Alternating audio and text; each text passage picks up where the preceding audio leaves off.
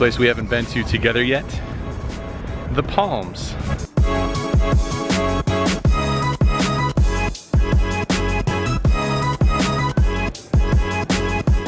The poker room used to be just back here.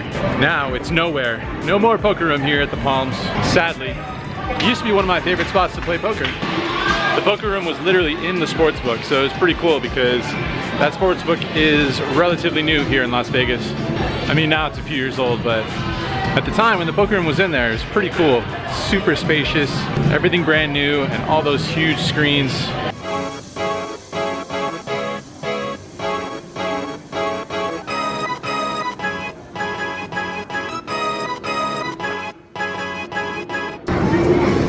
Nice shirt. Hey, you like that? That's a good shirt, man. Good to see you too.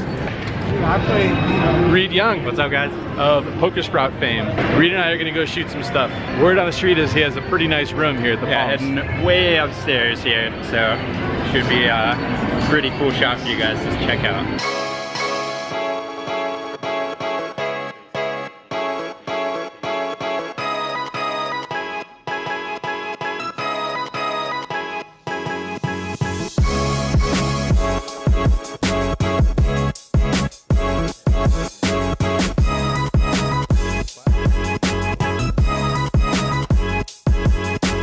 What's up guys? How's it going? Hey Ben, Andrew, good to meet you. Hey Andrew. Nice to meet you. Ollie, good to meet you. You guys, you made yourself at home here, I see. This is the stripper pole shower. Oh, there you go. Which, you know, get out of that. Stripper pole shower, huh? Sounds dangerous.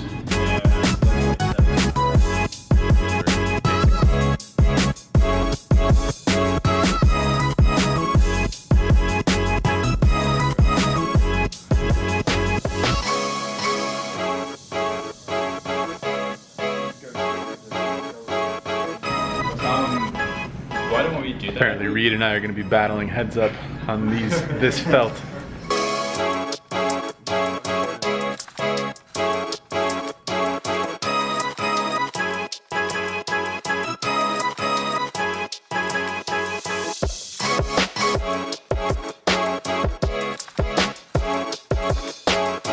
Just wrapping it up with Reed over here at the Palms. Good training site, especially for beginner to intermediate players.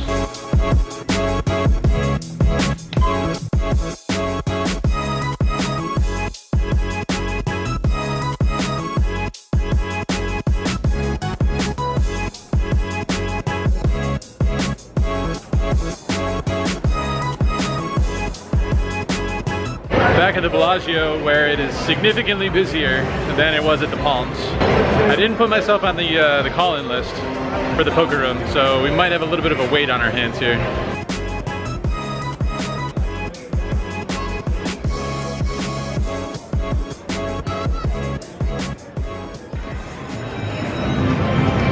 Surprising good news. List is short. First on the list.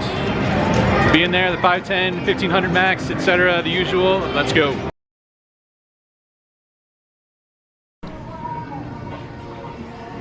Dude, I watched all your vlogs and everything. Awesome. Just taking a quick break here, stepping away from the table. Purchase for the lady.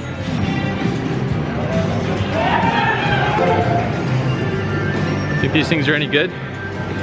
Rosé gummies. All right, just a couple of hands to go through real quick because they aren't too complicated, put it that way. So I've probably been playing for somewhere around 4 or 5 hours or so at this point. Session started off fairly rough right off the bat, although there weren't any like major hands. There's just a lot of sort of situations where someone opens up standard raise 30 or 40. I look down an ace king off suit, I put in a 3-bet, get 1 or 2 calls, whiff the flop, somebody else does not whiff the flop, I fold. Lots of those kinds of situations, you know, middle pair type hands, pocket pair type hands that don't flop sets, and just over and over again. Before you know it, you're stuck about $1,000 or $1,200. It doesn't take too many hands. Those kinds of situations, you get stuck that amount. You're seeing a lot of flops when you have good starting hands, but just not connecting on the flop. just bleeding away slowly. But eventually, we found a couple of interesting hands. First one, I look down at pocket 10s from the hijack position, make a standard raise to $30, folds to the big blind, who puts in a 3-bet, 120. I make the call, we go heads up to a flop. Flop comes ace, queen, 10, rainbow, so we flop bottom set. He puts out a small c-bet, less than half pot. No point in raising here, so I just go ahead and make the call. Turn is the 9 of clubs, which brings in a backdoor flush draw possibility. Puts out another bet, this time in the neighborhood of $330. I don't think there's too much point in changing course at this point on this card. I just want to keep all ranges wide. I feel like if I jam here, he's going to potentially fold some worse hands and obviously call with all better hands at this point. So another flat call seems in order. I go ahead and flat. We're off to a river card, which is a total brick. He's only got approximately 800 or so in his stack at this point. He decides on jamming it all in there. So no choice here. Fairly happy to call it off, although I don't expect to win all the time. Certainly expect to lose to pocket queens, pocket aces, and occasionally a king jack once in a while. And I expect to beat a fair number of bluffs, since flop should be pretty good for a 3-better's range. So I call it off, and he rolls over ace queen. So pretty cooler of a flop. Flop bottom set versus top 2. That's a recipe for winning the maximum, I guess. In this next hand, I have the straddle on. The under the gun player opens for $60, holds around to me in the straddle position, and I look down at pocket 4s and make a little bit of a speech about having to defend. Got to defend the straddle, so clearly I have to defend the straddle in this spot. So I go ahead and make the call. Heads up to a flop. Flop comes favorable again. Bottom set, once again, queen, 5, 4, rainbow. I check it over to him and he bets $80. In this spot, I guess I've been mixing it up a little bit. Traditionally, I would just flat here with the board being fairly dry. No flush draw on board. There are a couple straight draws there, some low cards that could match up with the straddler's range, but traditionally I would just flat here with no flush draw on board. But lately I've been trying to mix it up a little bit and trying to put some more money into the pot. So since I could have a potential straight draw here, I decided on a raise. I raised it up to $210. My opponent thinks for a little bit and makes the call.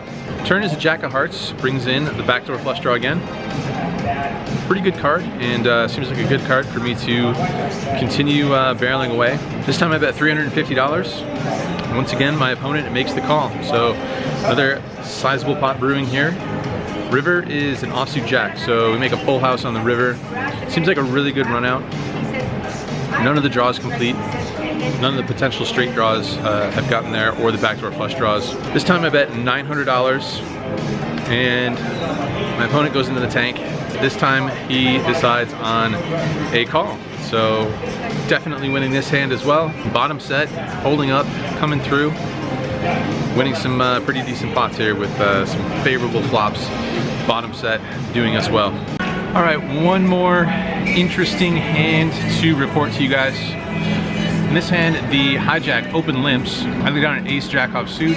Tried an ISO this gentleman with a $40 raise. The button has other ideas, and he puts in a 3-bet to 130, I believe. The hijack cold calls, and I decide on a call as well.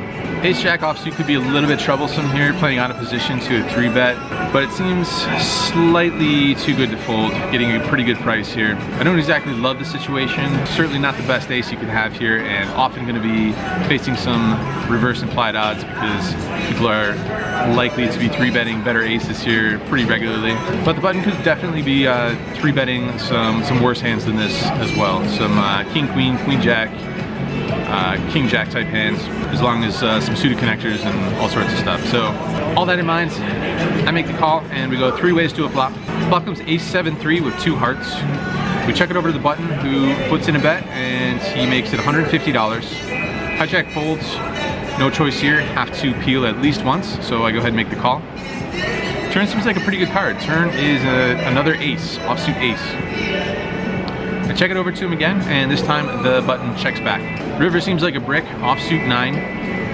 I don't think there's too much point in me betting here.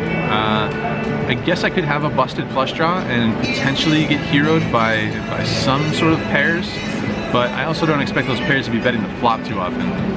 Seems like his most likely holdings would be flush draws and various other bluff type hands in his range. So I don't feel like there's too much point in me betting. I decided to check it over to him again and allow his bluffs to take one more shot at it if possible. And in fact, he does put in a bet. He doesn't have that much left. He's only got about $650 left at this point. He decides on betting that amount. The whole amount, he bets $650, his whole stack, jams it in there. I think for a little bit, but just too good of a hand to fold here. There's too many hands that he could potentially have that would be bluffing, and it seems pretty unlikely that we have an ace after there being 2 on the board and checking it to him on all 3 streets. So perhaps our hand is slightly under-repped. I don't think we had too much choice here other than to shrug and call it off. That's what I do. Toss in the chips. He rolls over, ace-8 of diamonds. So he has the last ace. In the end, it's I guess another slight cooler situation. 2 people have trips. That's a little bit of a cooler there, I would say. So it works out for us. The run good is with us in this session today. After facing a lot of whiffed flops early on, the run good has returned to our side, and yeah, up a decent amount, up about $2,000 at this point. We're actually in for 3,000. Missed hand after hand in the early going, but that's turned around. So I'm not too sure how much longer I'm going to stay. I'm feeling a bit on the tired side, and it is currently 4:22 in the morning, so don't need to stay too much later. Already feeling somewhat tired. I could dig into these rosé gummies here for like a little sugar rush, sugar boost of energy, but I think I'll save those for the lady. So, all right, gonna head back in there, play a few more hands maybe, and then call it nights. We'll see what happens. You know what happens when I say this. We end up leaving here at like 10:30 in the morning or something, so I'm gonna try and avoid that, but we'll see. No promises ever.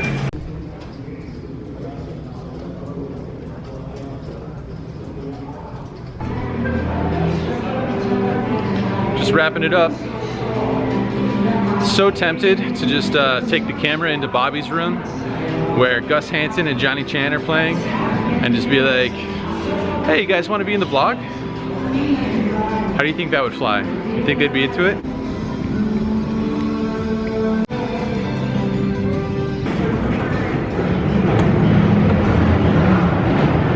Well, it's about 6:45 in the morning.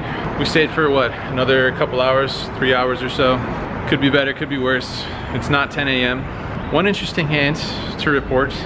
As soon as I got back, the very first hand in the big blind, the under the gun player opened for $40. The small blind called. I looked down at pocket queens in the big blind. I 3-bet to 160.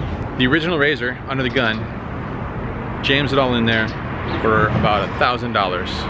Small blind folds, back on me. Don't think I can fold here. Top 3 hands. Shrug, toss in the chips. I decided to do something that I don't normally do and ask if he wants to run it twice, because I thought that ace-king makes up a pretty big portion of his range here. Just jamming the 1K in there. So I figured we're flipping most of the time here, and in that kind of spot, I think running it twice makes the most sense, but I very rarely ask. I always accept if someone else wants to run it twice because I don't really care too much, but I prefer to just accept the variance and pretty much never ask to run it twice. This time I did something different. Asked if he wanted to run it twice, he said sure. First board runs out with an ace and a king. Second board, some high cards. I turn a straight, the river pairs the board. He shows pocket nines, so we win the first board, and on the second board, he flops a set, we turn a straight, he rivers a full house.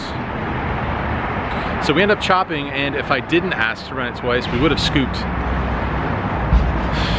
That's a difference of $1,000 right there if I just keep my mouth shut. But that's super results oriented anyway, and in the long run, not too big of a deal, but wish I'd kept my mouth shut that time. How are you? Good. Thank you. Thanks. Not too much additional funds changed hands for the rest of the session. No huge pots. I mean, there was, you know, some grinding here and there, but nothing major to report. We were in for $3,000 as mentioned. We cashed out $5,438 for a profit of $24.38 according to my math. Pretty good results considering that we were stuck three betting, calling three bets, whiffing, whittling down. But in the end, second half of the evening / morning, some run good. Couple quick shout outs. First one, Rami. Second one, Akshay. Third one, Bob. Mr. Bob gave us this guy to add to the collection. $1 chip from Hollywood Casino in Perryville, Maryland. I've never been. Have you been?